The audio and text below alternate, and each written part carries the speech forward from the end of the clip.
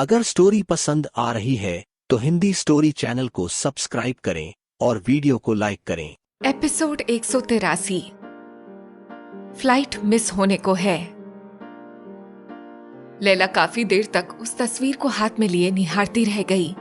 वो वहीं बैठी उस तस्वीर में दिखने वाली लड़की से सुलोचना ताई की कड़ियां मिलाने की कोशिश कर रही थी। उसे अच्छी तरह से याद आ गया था कि उसने ये तस्वीर और कहीं भी देखी थी, लेकिन जो बात उसे समझ में आ रही थी उस बात के लिए लैला के पास कोई सबूत नहीं था। और जब तक जो वो सोच रही थी उसे साबित करने के लिए उसके पास कोई पुख्ता सबूत नहीं आ जाता, तब तक वो ये बात अपनी जुबान पर भी नहीं ला सकती थी। तभी सोचते हुए उसकी नजर अपनी रिस्ट वॉच पर गई। घड़ी में 11 बज चुके थे। काफी देर हो गई, अब मुझे जल्द से जल्द निकलना चाहिए यहाँ से। इस तस्वीर को देखने के बाद तो अब कितने सारे काम बढ़ गए। कहते हुए उसने वो तस्वीर उठाकर अपने पर्स में रखी और जल्दी जल्दी सब कुछ फिर से बंद करके वहां से निकल आई। सुहाना सुबह सुबह नरेन के फ्लैट पर आई हुई थी। नरेन कल रात के बाद से अब दुख और गुस्से में था और सुहाना पिछले आधे घंटे से उसे मनाने की कोशिश कर रही थी। प्लीज नरेन, इस बारी माफ कर दो, पक्का प्रॉमिस, आइंदा से बिल्कुल शेड्यूल लगाकर तुमसे मिलूंगी और बातें करूंगी। लेकिन नरेन ने उसकी तरफ मुंह फेरते हुए कहा, पिछले 1-1.5 महीने से मैं यही सुनता आ रहा हूं सुहाना, लेकिन चीजें नहीं बदल रही। तुम दिन ब दिन और दूर होती जा रही हो मुझसे, और मैं इस मामले में इतना बेबस हो चुका हूं कि तुम्हें वापस पाने के लिए मैं कुछ भी नहीं कर पा रहा हूं।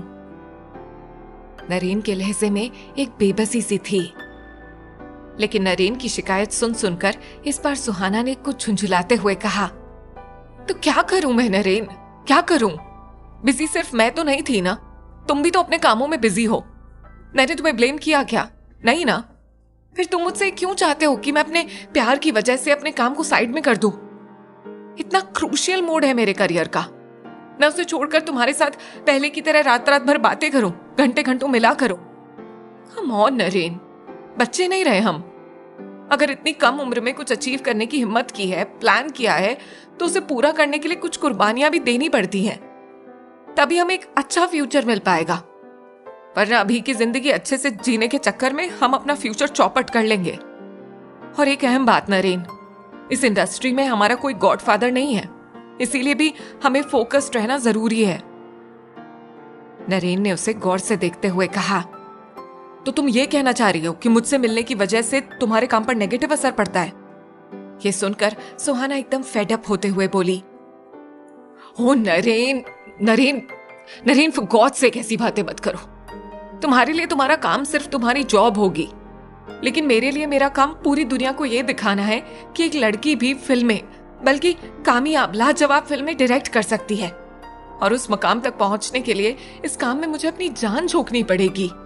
ये बात तुम नहीं समझोगे तो और कौन समझेगा? अभी वो कह ही रही थी कि तभी डोर बेल की आवाज गूंज उठी। सुहाना ने उठकर दरवाजा खोला तो सामने लैला खड़ी थी। सुहाना उसे यहाँ नरेन के घर देखकर चौंक सी गई। उसने हैरान होते हुए कहा, लैला तुम यहाँ? लैला ने धीरे से कहा, हाँ, पहले मैं तुम्हारे घर गई थी, वहां मौजूद मेड ने बताया कि तुम नरेन के यहाँ आई हुई हो, तो मैं यहीं चली आई। तब नरेन ने उठते हुए कहा, अरे सुहाना, मैम को वहीं दरवाजे पर खड़ी रखोगी क्या? फिर उसने लैला से कहा, मैम अंदर आइए ना प्लीज। लेकिन लैला ने एकदम से इनकार करते हुए सुहाना से कहा, मैं तुम्हें किसी जरूरी काम से लेने आई हूं सुहाना, तुम्हें प्लीज मेरे साथ चलना होगा। लैला की बात सुनकर सुहाना ने एकदम से मुड़कर नरेन को देखा। उसकी आंखों में एक बार फिर से नाराजगी सी उभर आई थी। ये महसूस करते ही सुहाना ने फिर लैला की तरफ मुड़ते हुए कहा, सॉरी लैला, मैं भी तुम्हारे साथ नहीं आ पाऊंगी। लैला ने यह सुना तो एकदम बेचैनी से बोली, मुझे पता है सुहाना कि तुम अभी नरेन के साथ हो, लेकिन मेरा यकीन करो कि ये बात बेहद जरूरी है। अगर ऐसा नहीं रहता ना तो मैं यहाँ आती नहीं और नहीं बोलती। सुहाना ने बेबसी से नरेन की तरफ देखा, लेकिन नरेन ने पहले से ही उसकी तरफ से मुंह फेर सा लिया था। लैला ने 1 सेकंड की भी देरी किए बगैर सुहाना का हाथ जबरदस्ती पकड़ा और बोली, मैं तुम्हारे सिर्फ 10 मिनट लेने वाली हूँ सुहाना, सिर्फ 10 मिनट। 10 मिनट का सुनकर नरेन ने सुहाना की तरफ देखा। उसे इस बात की खुशी हुई कि लैला ने सिर्फ 10 मिनट लेने की बात ही की। और इधर लैला ने कुछ इस अंदाज में कहा कि सुहाना न चाहते हुए भी उसके पीछे पीछे चली आई। तब वहीं कॉरिडोर में आकर लैला ने अपने पर्स से वो तस्वीर निकाली और फिर सुहाना की तरफ बढ़ाती हुई बोली, इस तस्वीर को पहचानती हो? लैला के कहने पर सुहाना ने उस तस्वीर को गौर से देखा। उसकी आंखों में हैरानी सी छा गई। उसने तस्वीर को उलटते पलटते हुए कहा, ये तस्वीर तुम्हें कहां से मिली? कहते हुए उसकी नजर तस्वीर के पीछे लिखे कुछ शब्दों पर गई और वो पढ़कर जैसे सुहाना की नजरें हैरानी से फैलती चली गईं। उसने बेचैनी से पूछा, तुम्हें ये फोटो कहां से मिली और ये सब किसने लिखा है इस पर? पूछते हुए सुहाना की आवाज कांप रही थी। ऐसा लग रहा था जैसे कि वो एक ही बार में सारे सवाल के जवाब जान लेना चाहती हो। तब लैला ने उसे हॉस्पिटल का एड्रेस समझाया और फिर बोली, वहां तुम्हें डेविड अंकल मिलेंगे। मैं तुम्हारे साथ जरूर चलती सुहाना, लेकिन मुझे आज ही लंदन के लिए निकलना है, इसीलिए मैं लाख चाहने के बावजूद भी तुम्हारे साथ नहीं चल पाऊंगी। उसके इतना कहते ही सुहाना ने बेसाख्ता उसे गले लगाते हुए कहा, अगर ये सब वाकई वैसा ही है जैसा मैं समझ रही हूँ, तो मैं तुम्हारा ये एहसान जिंदगी भर नहीं भूलूंगी लैला, कभी भी नहीं। न जाने मुझे कितने सालों से इस एक हस्ती का इंतजार था। शायद आज मेरे इंतजार को आखिरी सिरा मिल जाए।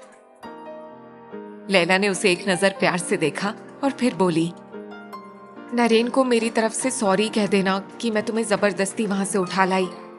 तब सुहाना ने कहा, मैं अभी अपनी जिंदगी के सबसे नाजुक मोड़ पर खड़ी हूं लैला। ऐसे में नरेन को समझना पड़ेगा कि अभी मेरे लिए प्रायोरिटी क्या होनी चाहिए। फिर लैला ने जल्दी से कहा, मैं अब चलती हूँ सुहाना, अब और कुछ देर रुकी तो कहीं मेरी फ्लाइट ना मिस हो जाए। कहकर लैला ने उसे एक और बार गले लगाया और वहां से निकल गई। उसके जाने के बाद सुहासिनी वापस नरेन के फ्लैट पर गई और फिर अपना पर्स उठाकर वहां से जाते हुए बोली, सॉरी नरेन, मुझे इस वक्त एक बेहद जरूरी काम से जाना होगा। कुछ चीजें हैं जो मेरी लव लाइफ से ज्यादा जरूरी हैं और किस्मत ने एक अरसे बाद मुझे उन चीजों को सहेजने का मौका दिया है। मैं किसी भी कीमत पर यह मौका अपने हाथ से नहीं जाने दूंगी। कहकर वो वहां से जाने लगी। तभी नरेन ने एकदम से दरवाजे पर आकर उसे रोकते हुए कहा, सुहासिनी, बस बहुत हो गया, मैं तंग आ चुका हूं तुम्हारे ये सब बहाने देख देख कर।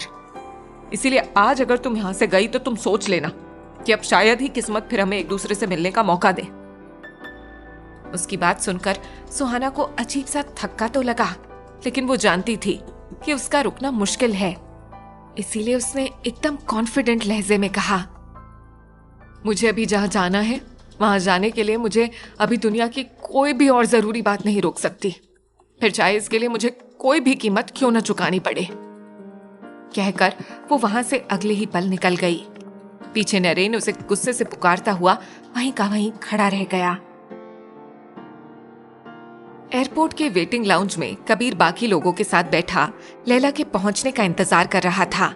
बार बार बेचैनी से एंट्री गेट की तरफ उठती उसकी नजरें हर बढ़ते हुए सेकंड के साथ कुछ और बेचैन हुए जा रही थी। लैला के इंतजार की घड़ियां अब मुश्किल पैदा करने वाली थीं। अभी वो ये सब सोच ही रहा था कि तभी क्रू हेड बंसल ने उसके पास आते हुए कहा, वो लड़की इतनी गैर जिम्मेदार तो नहीं लगती, फिर आखिर कहाँ रह गई? तब कबीर ने कहा, डोंट वरी, वो टाइम से पहुंच जाएगी, शायद ट्रैफिक में फंस गई होगी। कबीर का यकीन देखकर क्रू हेड बंसल ने कहा, ठीक है, तुम कहते हो तो मान लेता हूं, लेकिन न जाने मुझे ऐसा क्यों लग रहा है जैसे उसे कुछ ज्यादा ही देर हो गई है।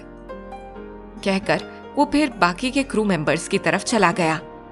कबीर ने कहने को तो उसके सामने कह दिया था, लेकिन इतनी देर होता देखकर कबीर के मन में भी डर सा होने लगा था।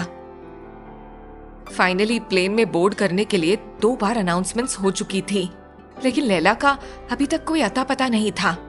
जब काफी देर हो गई तो कबीर से बर्दाश्त नहीं हुआ। उसने घड़ी देखते हुए खुद से कहा, एक बार मारिया को फोन करके पूछ लेता हूँ। कहकर उसने वहीं एयरपोर्ट पर बने टेलीफोन बूथ से लैला के घर पर फोन लगाया। उधर से मारिया की आवाज आई तो कबीर ने कुछ झुंझुलाते हुए पूछा, मारिया, लैला मैडम कितने बजे निकली हैं? मारिया ने कुछ घबराए हुए लहजे में कहा, सर, वो मैम को निकलने में थोड़ी देरी हो गई, टैक्सी नहीं मिल रही थी तो फिर उन्होंने सुजॉय सर को कॉल किया, फिर सुजॉय साहब उन्हें लेकर एयरपोर्ट पहुंचाने गए हैं। पूरी बात सुनकर कबीर के माथे पर बल से पड़ गए थे। उसने जल्दी से पूछा, अगर स्टोरी पसंद आ रही है तो हिंदी स्टोरी चैनल को सब्सक्राइब करें और वीडियो को लाइक करें। ओके, तुम पहले मुझे ये बताओ कि वो लोग कितनी देर पहले निकले हैं? मारिया ने कहा, बस 20 मिनट हुए हैं। ये सुनते ही कबीर का दिल किया कि वो अपना सिर पीट ले। उसने झुंझुलाते हुए कहा, आज ये लड़की अपनी फ्लाइट मिस करके ही रहेगी। ठीक है, तुम फोन रखो, मैं देखता हूँ। कहकर उसने मारिया का कॉल रखा और फिर कुछ गुस्से में खुद से ही कहा, हद होती है लापरवाही की भी। कम से कम मुझे तुमसे ऐसी उम्मीद नहीं थी मिस लैला। कहते हुए वो वापस लाउंज की तरफ मुड़ गया। तब तक तीसरी अनाउंसमेंट हो चुकी थी। सारे क्रू मेंबर्स ऑलरेडी बोर्ड कर चुके थे। कबीर ने अपने साथ लाया हुआ ब्रीफकेस उठाया और वो भी प्लेन की तरफ बढ़ गया। सुजॉय लैला को लिए तेजी से ड्राइव करते हुए एयरपोर्ट की तरफ बढ़ा जा रहा था। लैला के हाथ पैर घबराहट की वजह से जैसे ठंडे हुए जा रहे थे। सुजॉय ने उसकी हालत देखते हुए उसे ढाढ़स बंधाते हुए कहा, डोंट वरी, हम पहुंच जाएंगे टाइम पर। उसकी बात सुनकर लैला ने कहा, फ्लाइट टेक ऑफ करने में सिर्फ 20 मिनट बचे हैं सुजॉय साहब, इतने में तो हम बिल्कुल भी एयरपोर्ट तक नहीं पहुंच सकते।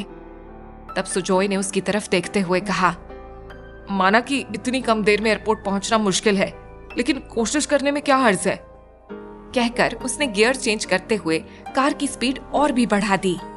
सुजॉय की कार सड़क पर किसी पागल हाथी की तरह दौड़े जा रही थी। लैला ये सब देखकर घबराते हुए बोली, प्लीज सुजॉय साहब, आप इतनी तेज ड्राइविंग मत कीजिए। मालूम हुआ मैं एयरपोर्ट की जगह सीधे ऊपर पहुंच गई। सुजॉय ने कुछ मुस्कुराते हुए कहा, इतना खराब ड्राइवर नहीं हूं मैं। हम टाइम पर तो पहुंचेंगे ही, साथ ही सेफली भी पहुंचेंगे, मैं तुम्हें यह भी अश्योर करता हूं। सुजॉय के लहजे में कॉन्फिडेंस था। उसकी बात सुनकर लैला के होठों पर एक खूबसूरत सी स्माइल बिखर गई।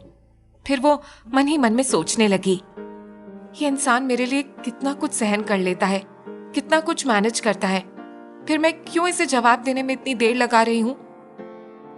कबीर अब बस यही सोचता जा रहा था कि वो किस तरह से अभी लैला के लिए प्लेन की टेक ऑफ डिले करवा सकता है। अपनी सीट पर पहुंचते ही उसने ब्रीफकेस ऊपर लगेज बॉक्स में रखा और खुद अपनी सीट पर बैठकर तेजी से सोचने लगा। लगभग सारे ही पैसेंजर बोर्ड कर चुके थे। अब लैला का नाम लेकर अनाउंसमेंट होने लगी थी। कुछ ही दूर पर बैठा क्रू हेड बंसल बेचैनी से उसकी तरफ सवालिया नजरों से देखे जा रहा था। अब कबीर ने पूरे ही टाइमिंग का अंदाजा लगाया।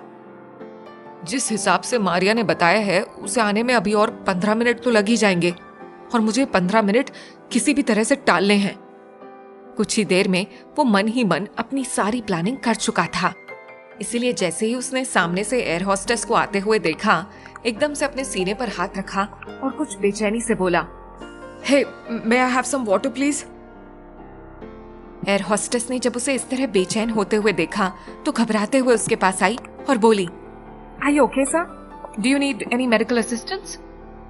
लेकिन कबीर ने इनकार करते हुए कहा, नहीं नहीं, सिर्फ पानी दे दीजिए। कहकर वो तेजी से अपने सीने पर हाथ फेरने लगा, लेकिन उसकी हालत देखकर एयर होस्टेस घबरा सी गई। उसने फौरन अपने साथियों को कॉल किया और फिर आनन फानन में जैसे सभी एक्टिव हो गए। तभी कबीर की बिगड़ती हुई हालत देखकर एक सीनियर फ्लाइट अटेंडेंट ने कहा, सर की हालत ज्यादा नाजुक हो रही है, ऐसी हालत में हम इन्हें ट्रैवल सजेस्ट नहीं कर सकते हैं। फिर उसने बंसल से कहा, बेहतर होगा आप कबीर सर को मेडिकल इमरजेंसी में ले जाएं। हम टेक ऑफ के लिए और देरी नहीं कर सकते। ये सुनकर कबीर चौंक सा गया। लैला के इंतजार में टेक ऑफ रोकने के लिए उसने जितनी भी एक्टिंग की थी, वो अब उसके लिए परेशानी की वजह बन गई थी। कुछ ही देर में अटेंडेंट ने एक व्हीलचेयर मंगवाई और उसमें कबीर को बिठाकर प्लेन से बाहर की तरफ भेज दिया। कबीर का दिमाग अब काम करना बंद हो चुका था। हर लौटते हुए कदम के साथ उसे यही अफसोस हो रहा था कि उसने बेकार में ही ये सब ड्रामा किया। लैला की वजह से क्या छूट जाएगी कबीर की भी फ्लाइट? हिंदी स्टोरी चैनल को सब्सक्राइब करें।